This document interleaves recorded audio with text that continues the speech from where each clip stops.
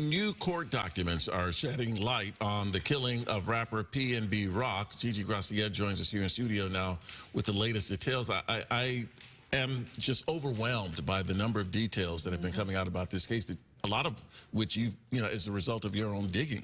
And certainly some really sad details on the last moments of PNB Rock's life. Both Freddie Lee Trone, who had been on the run from police but was arrested in Las Vegas yesterday, and his 17-year-old son have been charged with murder in the death of the rapper, although prosecutors say it was the teenager who actually killed him. And we are learning more about what happened that fateful day.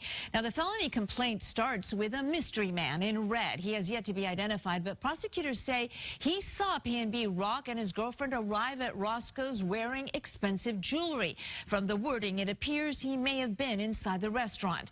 He then waits outside until Freddie Lee Trone is seen arriving. The two men talk outside Roscoe's. Trone then leaves, but he returns shortly with his 17-year-old son this time, who prosecutors say was armed with a gun. Trone drops him off a short distance away from Roscoe's. Trone Jr. then goes inside, walking straight to the table where the rapper and his girlfriend were sitting, eating, pointing a gun at them, prosecutors allege, and saying, "Give me all of your jewelry now." The very next item on the timeline has the teen shooting PNB Rock in the chest, just like that. And after he fell to the ground, prosecutors say the teenager shot him 2 more times, this time in the back. The felony complaint goes on to say the teenager then pointed the gun at PNB's girlfriend, Steph, saying, quote, "Show me your hands, give me that blank right now. I swear to God, I shoot you in the head." The teen then robbed her, took her jewelry, and the complaint says that as the rapper lay dying on the floor of the restaurant, the teenager robbed him too, taking his chains and watch and pulling his rings off of his fingers. Now, the timeline in the complaint ends with the father driving back to Roscoe's to pick up his son, and then they went home. But prosecutors say they parked blocks away, and as they walked, the teenager got rid of his shoes and his shirt. There is no mention of that social media post from PNB's girlfriend that tagged them eating at Roscoe, although police say they're still investigating. As for the man in red, well, they're looking for him too. So, as you could tell from the news clip, the team Pookie was responsible for pulling the trigger on PNB Rock, and they're looking for a mysterious person that was wearing red that was at Roscoe's Chicken and Waffles.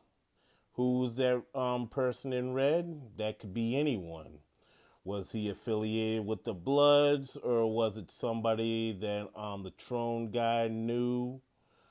I don't know. I guess we'll find out those details as the story unfolds. So stick around and stay tuned. But this is getting pretty interesting, since the police are looking for that guy in red.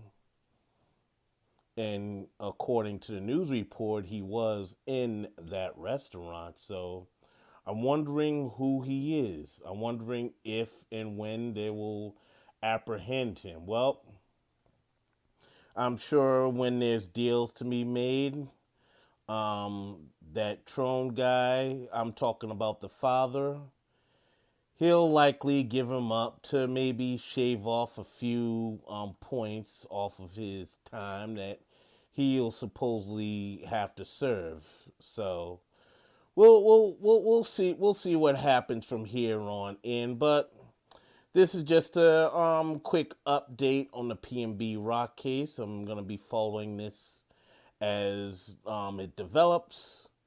But for now, let me know what your thoughts are, ladies and gentlemen. This is Iron Will Media.